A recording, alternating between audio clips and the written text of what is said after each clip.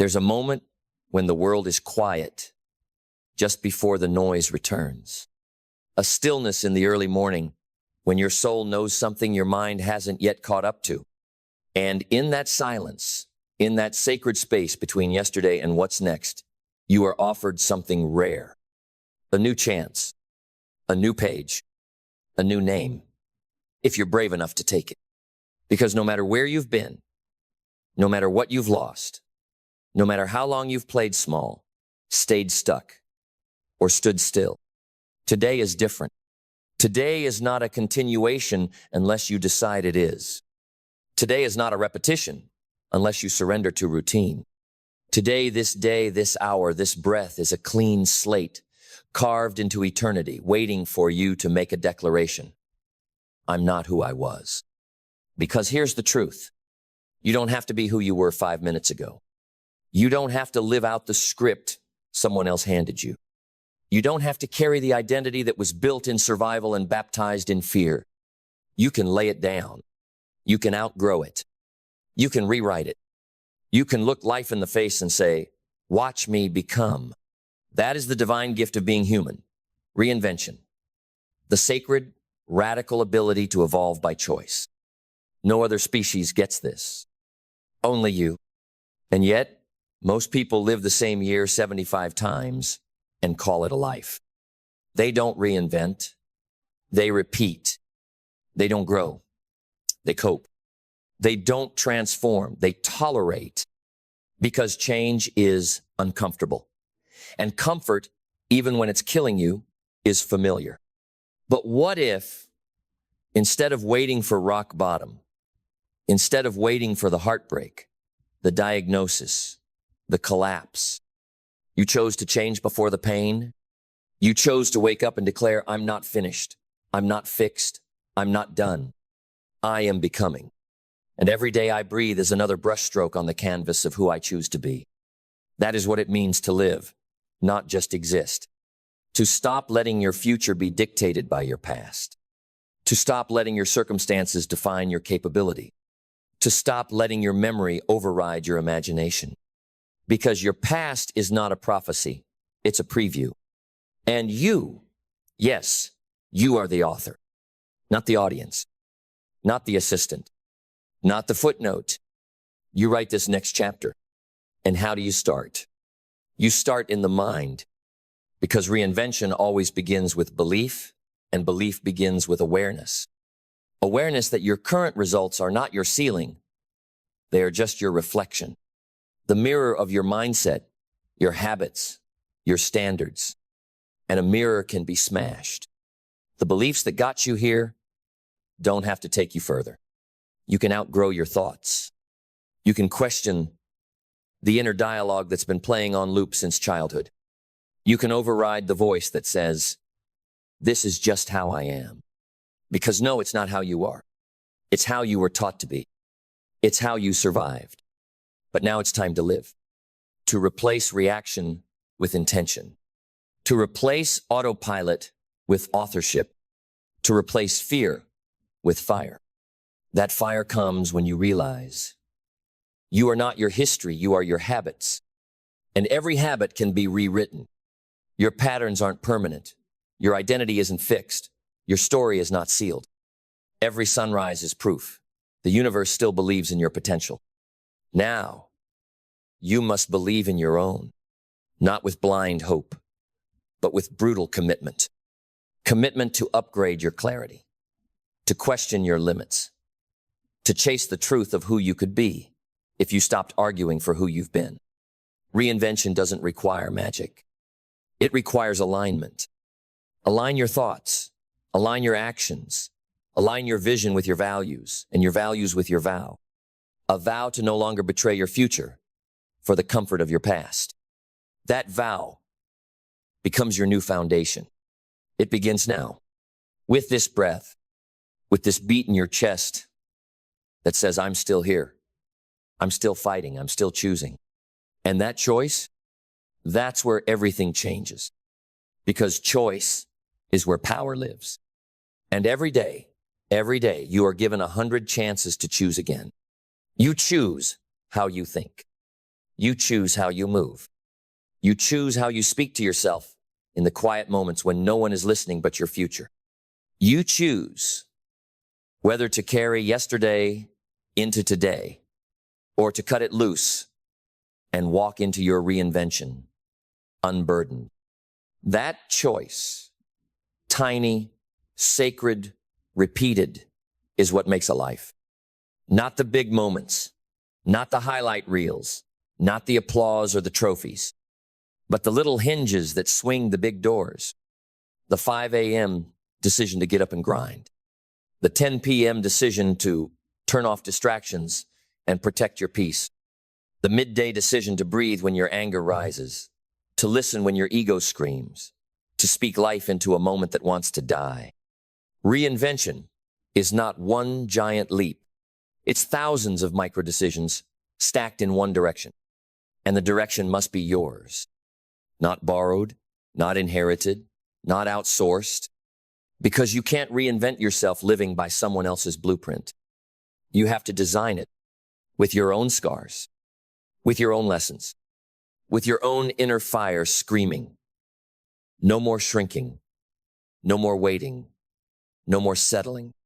And once you choose the direction, you commit to the mindset. The reinvention mindset is simple. Everything is feedback. Not failure, not shame, not disqualification, just data. You try, you learn, you tweak, you evolve. You don't take setbacks personally. You take them professionally. You don't let disappointment define your identity. You use it to refine your discipline. That's how warriors think. That's how architects of destiny think. Because reinvention doesn't come to those who wish for it. It comes to those who work for it. To those who build a new identity one disciplined day at a time. To those who write new beliefs like mantras across their mornings. I'm not finished. I'm just beginning. I am not who I was. I am who I decide to be. And those decisions, they must become habits. Because nothing transforms a life faster than habits aligned with identity. The world is full of people who hope and empty of people who do. Habits are how you do. Not when you feel like it, not when it's convenient. But because you've burned the boats, you're not going back. You're not interested in half changing. You're here to become. And to become, you need rhythm. Daily habits that scream, I believe in who I'm becoming. Habits that reinforce the new you until the old one can't survive in the same body. Wake early, move often, think clearly, speak truth, rest deeply, eat for energy, work for legacy, protect your mind like it's sacred space because it is. Reinvention is not built in breakthroughs. It's built in boring, inconsistency, in doing the right thing over and over until it no longer feels heroic, it feels normal. Because when excellence becomes your normal, your results become inevitable. That's the power of daily discipline. Not perfection, but direction. Not hype, but habits. Not waiting for some external shift, but becoming the shift. And the moment you live that rhythm long enough, clarity begins to rise. Not clarity from the outside, clarity from within. You begin to see the version of you that's always been buried under fear, under failure, under other people's opinions. And when you see them clearly, you do everything in your power to set them free. Because they're not some future version, they're your true version. And reinvention is the process of returning to them, returning to truth, returning to purpose, returning to the reason you were born with fire in your gut and dreams in your chest. Because those dreams, they weren't random. They were assignments. And now it's time to fulfill them. No more delay. No more denial. No more dancing with mediocrity while your destiny waits at the door. It's time to move like the future is now. Because it is. The life you say you want isn't hiding from you, it's waiting on you. Waiting on your alignment. Waiting on your action. Waiting on the moment you finally stop negotiating with comfort and start partnering with conviction. Because reinvention is not about changing everything overnight. It's about becoming undeniable one moment at a time. It's walking into every room with the energy of someone who knows who they are, who they serve, and why they won't back down. It's choosing the harder path when the easy one begs for your loyalty. It's falling and getting up with more clarity, more commitment, more fire than you had before. It's the kind of mindset that doesn't break under pressure. It sharpens under it. Because when you're reinventing yourself, pressure isn't the problem, it's the process. You need the pressure. It pushes you out of patterns you never would have left on your own. It tests the new you. It demands proof of your evolution. It asks, do you really want this? Or are you just inspired? And reinvention whispers back, I was born for this. You begin to walk with different posture. You speak with different rhythm. You choose with different standards because reinvention upgrades your filters. You stop letting everyone in. You stop saying yes to what doesn't align. You stop apologizing for having standards that protect your peace and amplify your purpose. You realize that not everyone can go with you. Not everyone will understand the shift. And that's okay. Reinvention doesn't require a cheer squad, it requires courage. The courage to walk alone, if necessary. To rebuild your entire life from the studs. To tear down the walls that kept you safe, but also kept you small. And in that tearing down, you reclaim your freedom. You remember that reinvention is not about becoming someone else. It's about becoming someone real. Stripped of the expectations, the labels, the limitations. Raw, honest, powerful. You without the noise. You without the doubt. You with nothing to prove and everything to give. And the more you give, the more you grow. Because reinvention always leads to contribution. Once you find yourself, you want to give yourself. Not to be seen, but to serve. You want to lead. You want to lift. You want to become a living reminder that change is possible, that greatness is not a gift. It's a decision repeated until it becomes your identity.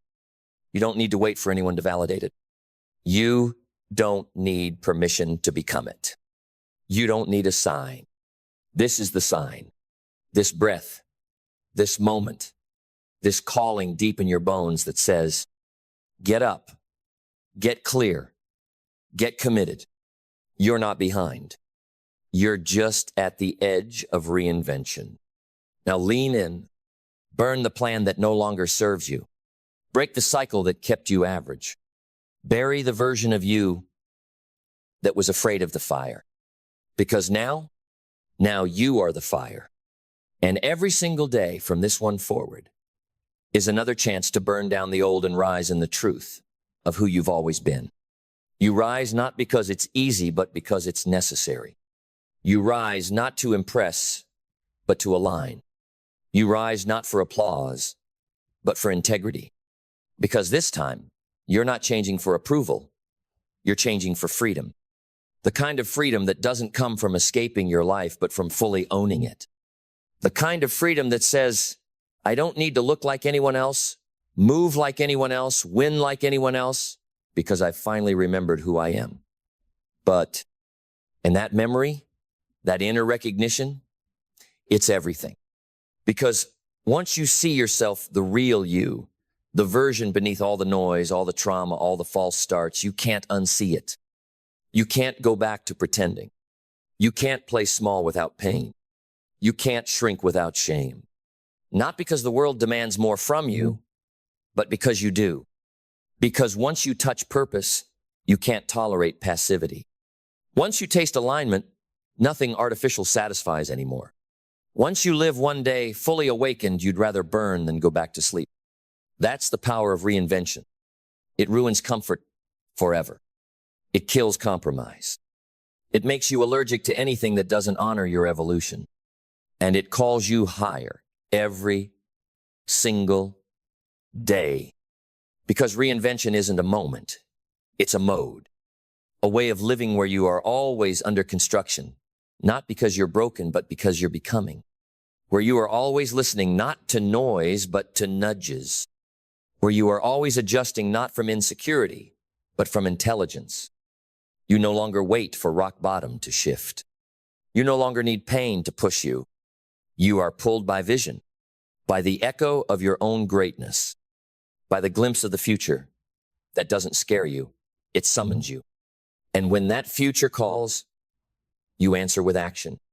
Because reinvention without action is just another fantasy, another someday that dies in silence. But reinvention with action, now that's a revolution. That's a declaration. That's a soul deciding to live on purpose. And when that happens, when your actions align with your identity and your habits align with your higher self, you become inevitable. You stop chasing potential. You live it. You stop doubting your next level. You lead it. You stop asking, who am I to become great? You start asking, who am I not to? Because your life is the evidence. Your discipline is the argument. Your consistency is the case study. And your results, they're just the receipt. Proof that you didn't wait. Proof that you didn't fold. Proof that you chose reinvention when the world told you to just accept what is. And that choice changes everything. It rewrites the legacy. It resets the trajectory. It makes your name a symbol not of perfection, but of possibility. Because every day you show up with that energy. Every day you wake up and breathe, that mindset. Every day you walk in that new identity. You give the world a gift it desperately needs. Proof that it's possible to change. Proof that it's never too late. Proof that every day really is a new chance to reinvent yourself. Before anything grows, it begins in silence. Not with applause, not with sunlight, not with recognition, but with a seed, buried in dark, cold soil, unseen, untouched, uncelebrated. That is how all greatness begins. And the question is never, where is my harvest? The question is always, did you plant? Because the universe is never unfair. It is simply precise. It does not reward what you want. It rewards what you plant. It doesn't multiply your intentions. It multiplies your actions. It mirrors your rhythm. It reflects your discipline. It echoes your energy. So stop asking why you haven't received and start asking what you've refused to sow. Because the ground doesn't care who you are. It only cares what you put into it. And most people are waiting for harvests they never planted. They walk the fields of life empty-handed, looking for fruit on branches they never touched. They speak about success, dream about abundance, envy the gardens of others, but their hands are clean. No soil under their nails, no sweat on their brow, no calluses on their grip. They want the reward, but not the roots. The results, but not the rhythm. The outcome, but not the obedience. But life doesn't work that way. The law is eternal. The law is clear. If you want to harvest, learn to plant.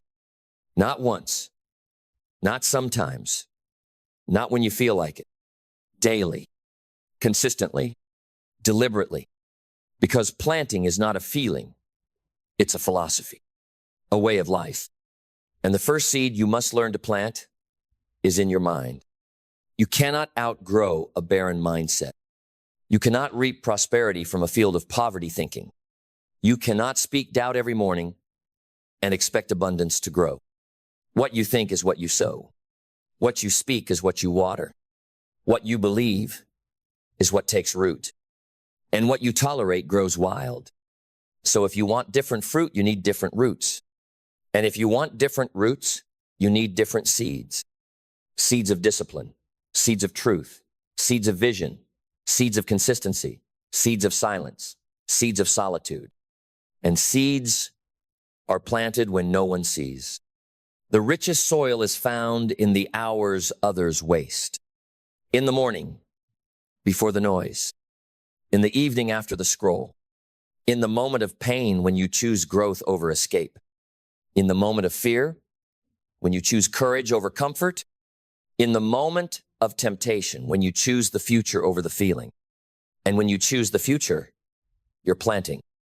planting a version of you that will show up one day with fruit so abundant, even your old self won't recognize it. But hear this, the harvest is never immediate. You don't eat the fruit the day you plant the seed. You don't see the result the day you shift your thinking. You don't feel different the moment you decide.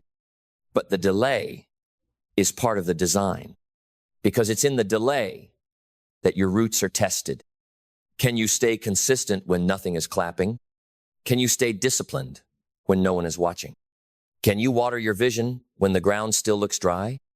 That's what separates the ones who talk from the ones who build. Anyone can get excited. Few can stay grounded. Anyone can buy a journal. Few can rewrite their patterns. Anyone can post about change. Few can plant it deep enough that change becomes inevitable. So, how do you plant? You plant by showing up, by opening the book, by making the call, by writing the page, by taking the walk, by telling the truth, by saying no to what drains you, by saying yes to what builds you even when it's boring. You plant in the tiny things, the mundane, the repetitive, the unimpressive, because the seed never looks like the tree. The routine never looks like the result. But if you keep showing up, the root builds strength, the stem breaks ground, the sun finds it, the growth becomes visible. And eventually it blooms. But let's be clear, the bloom is not proof you started. The bloom is proof you didn't stop. Anyone can plant once, but only the disciplined reap what they've sown. Because between the planting and the harvesting comes the weather, the setbacks, the criticism, the betrayal, the confusion, the long nights, the moments of questioning everything. This is where most quit. They dig up the seed too early. They pull back their effort. They start looking sideways at someone else's harvest and stop watering their own. And in doing so, they kill what was meant to grow. But the uncommon, the ones who understand this law, they stay the course. They build systems that serve the seed. They guard their gates. They protect their time.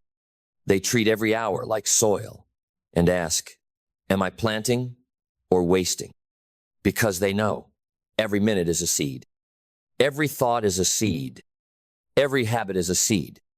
Every conversation, every transaction, every repetition, all of it is planting something, and the harvest never lies. The life you are living now is the crop of the seeds you planted yesterday. And the life you will live tomorrow depends on what you choose to sow today. So stop asking for more fruit. Start planting with more fire. Start planting with more focus. Start planting with more faith. Because the harvest always comes, but only to those who refuse to stop planting. And here's what most never realize. Planting is not just about activity, it's about intention. You don't just work hard, you work aligned. You don't just fill your schedule, you fill it with seeds that actually grow. Because not all work is planting. Some work is just motion, noise, ego, delay, disguised as diligence.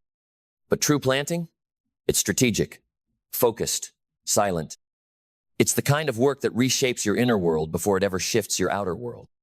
It's the hours spent learning what others ignore, the nights spent refining what others rush, the morning spent in solitude while the world scrolls and shouts and spins. And this is the law no one can outrun. You will always reap what you plant, but you will also reap where you plant. If you plant in chaos, you harvest confusion. If you plant in ego, you harvest instability. If you plant in fear, you harvest limitation. But if you plant in wisdom, you harvest peace. If you plant in clarity, you harvest speed. If you plant in discipline, you harvest dominion. If you plant in faith, you harvest fruit that doesn't spoil.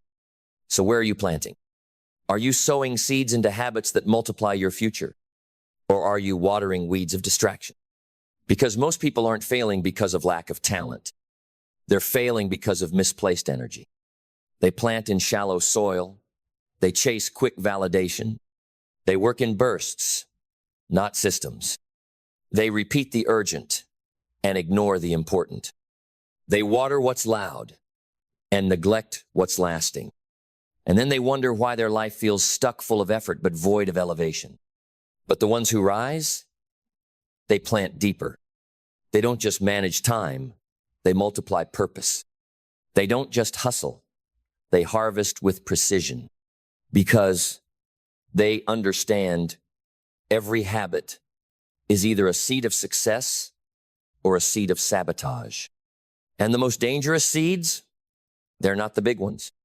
They're the small daily tolerances, the excuses you repeat, the standards you lower, the promises you break to yourself. Every time you hit snooze, you plant the idea that sleep is more urgent than legacy. Every time you procrastinate, you water the belief that discomfort is a threat. Every time you consume instead of create, you reinforce the lie that someone else is the source of your fulfillment. And over time, those beliefs take root. They grow thorns. They choke your potential until the only thing left in your field is regret. And regret is the harvest of unplanted potential. The harvest of days misused, of seeds left in your pocket, of a life you could have lived but didn't because you feared the work, feared the quiet, feared the process. But hear this, the process is not your enemy. The process is your soil. And if you honor it, if you stay in it, if you keep showing up long after the mood has passed, that's when you become a planter of legacies, not just goals. So plant with faith, not hope faith. Hope wishes, faith works. Hope waits, faith waters. Hope wonders, faith repeats. Faith knows the seed is working even when it's hidden, even when it's slow, even when the results are invisible. Because faith is not based on what is seen. Faith is based on what has been sown.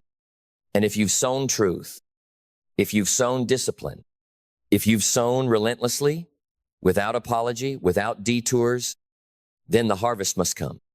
That's not philosophy. That's law. So don't ask if it will happen. Ask yourself, am I still planting? Because if the answer is yes, then the fruit is already forming. And when the fruit begins to form, it doesn't arrive with fanfare. It arrives quietly.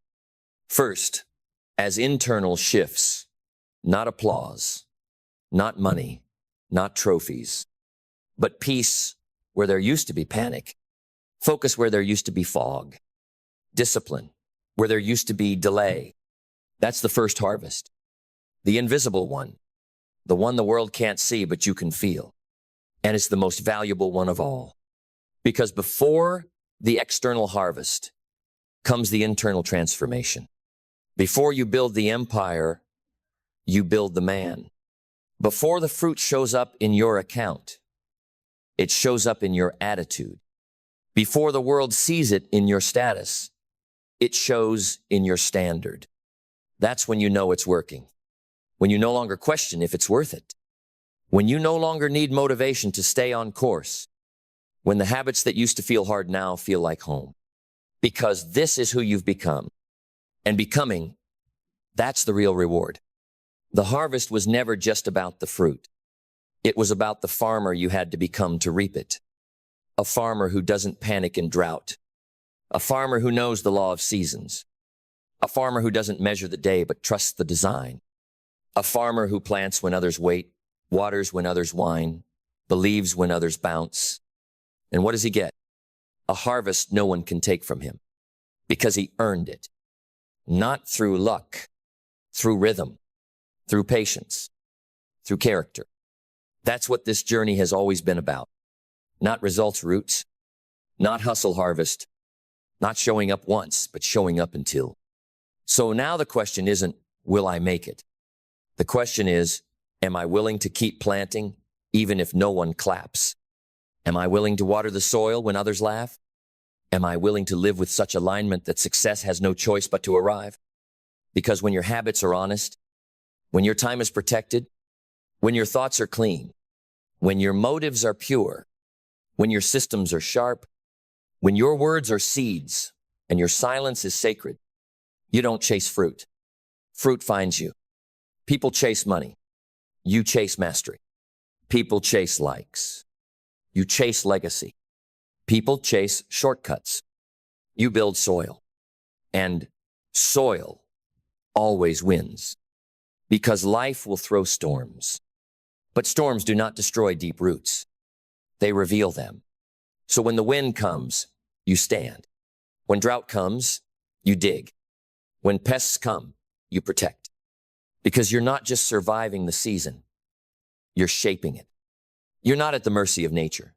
You're a partner with it, working with the law, flowing with the truth, aligning your energy, your effort, your environment, all in the direction of destiny. And that's why you're different now. You no longer envy the harvest of others. You honor it because you understand what it took to grow.